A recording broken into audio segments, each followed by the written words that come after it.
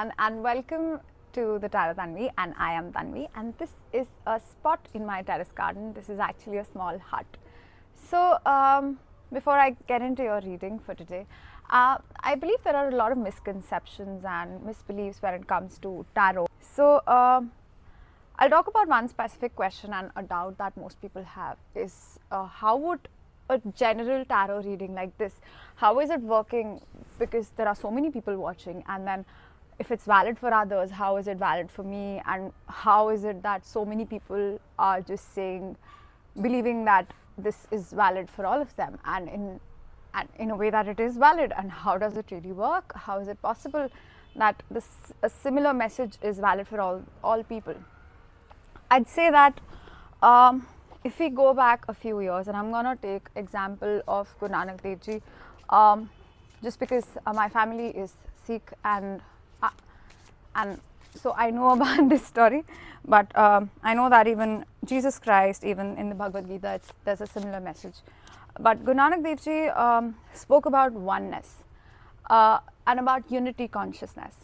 He said that each soul and each organism is by the end same. You know, we're all similar beings. We are all similar, and this is one factor that we often forget. That yes, we are all different, and I'm not going to take away your individuality. I'm not saying that we don't have individualistic characteristics, individual characteristics that make us all unique and special, and gifts that each one of us possess that nobody else in this world has. But at the same time, we are not that different as well. You know, our problems are all very similar. We all go through similar things at a similar time. So hence, most of us collectively. So when you talk about consciousness is in terms of Ayurveda. For example, Ayurveda is a science that talks about not just mind, like mind and body, but it also includes your soul. So whenever you get an Ayurvedic healing, the Ayurvedic doctor also focuses on your spiritual healing. So on the soul level, on that level, consciousness, we all are similar, yes, number one. So because we all are similar, we all are somehow connected, because we all originate from the similar source, you know. So we all must, like I believe, most of us, we do believe in one God, in one superior, like in one source. I don't like using the word superior at all, because I don't think God is superior. Yeah, anyway, so one superior, not superior again, one power, okay. So hence, because we all come from the same origin, we are all souls and we are all energies. So whatever one person does impacts the entire world. And I know that most of us, we play it very safe, and we think that our actions do not have repercussions on the collective consciousness. So this entire concept of connectivity is called the collective consciousness. So we think that our actions do not have repercussions on the collective as a whole, but in fact, whatever we do energetically, it impacts the world. So for example, so like Mahatma Gandhi also said that be the change that you want to see in the world, and that's actually very true.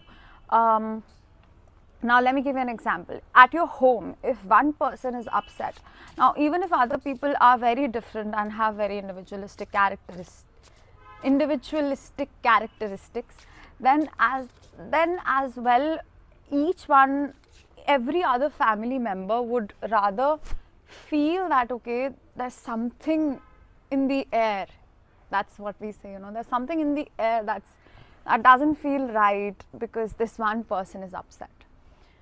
Okay, so now imagine if one person impacts the mood of the entire home, how would you not impact? So similarly, your mood is getting impacted, and then people around you, people you communicate with, for example, those 4 people go to their work, and everyone at their work can also feel how their mood is sort of impacted, and then that person goes to their home, and then that person goes to their home. So similarly, each one of us, all of our moods, all of our energies as a collective get impacted by certain things. Now, why I gave you an explanation of the collective consciousness and how we all are connected is because that's exactly how a collective reading would work. Now, when I read tarot cards, when I read cards up and I ask for a collective message for everyone who's watching this reading, then I really do get a collective message that is impacting all of us, and that somehow we all can work together. So that's why tarot is a beautiful tool to help bring unity in this world. So the Page of Wands is a very playful energy, and which is clarified by the Three of Cups, which also talks about celebrations, gatherings, and more celebration. So with the Page of Wands, I would say that the message for today is that go out and let your inner child out.